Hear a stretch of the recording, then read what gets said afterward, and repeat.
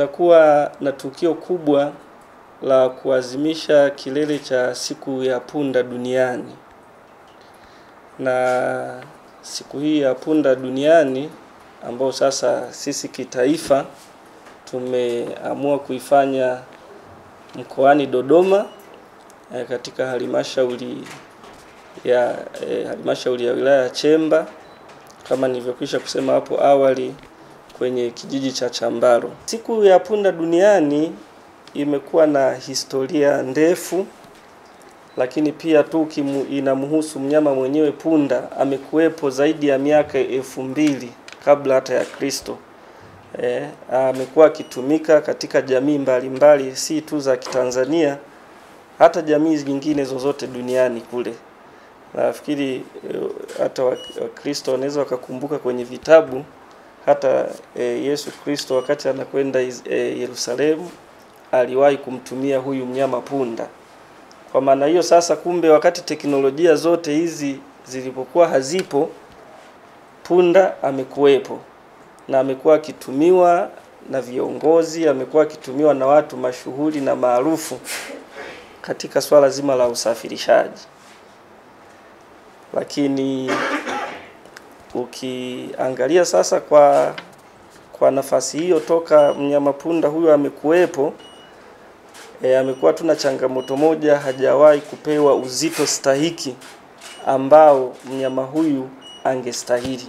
Kwa hiyo huwezi ukamtenganisha mnyama punda na maendeleo ya Watanzania walio wengi, lakini na jamii zingine duniani.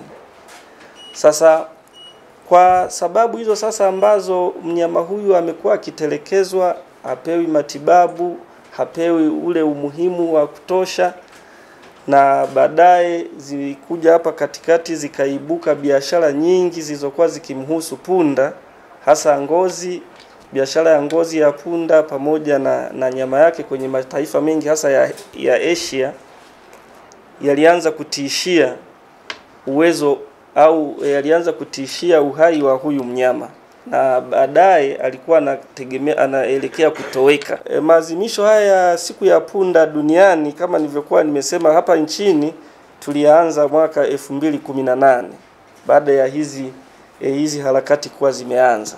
Maadhimisho yetu ya siku ya punda duniani yatakuwa na kauli mbiu moja ambayo inasema ni dhamira ya Afrika katika kuhifadhi punda sasa na siku zijazo.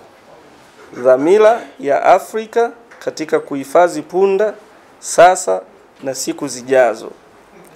Lakini kwa tafsiri yake nyingine ni Africa's commitment to donkey preservation now and in the future.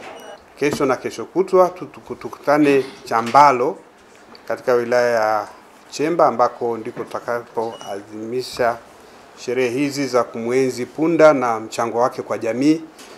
Lakini naomba tu kama wito kutoka ENADES kwamba tunaomba na tungetamani tufike mahali ambapo nchi tutatangaza punda kama mnyama ambaye yuko hatarini kupotea, ili tumwekee mikakati ya kumlinda awe miongoni mwa wale wanyama wanaoitwa endangered species. Kwa hiyo kama tukiweza kufika hapo, tutakuwa tumefanikiwa na tutaweza kumlinda punda huyu ili aweze kusaidia jamii.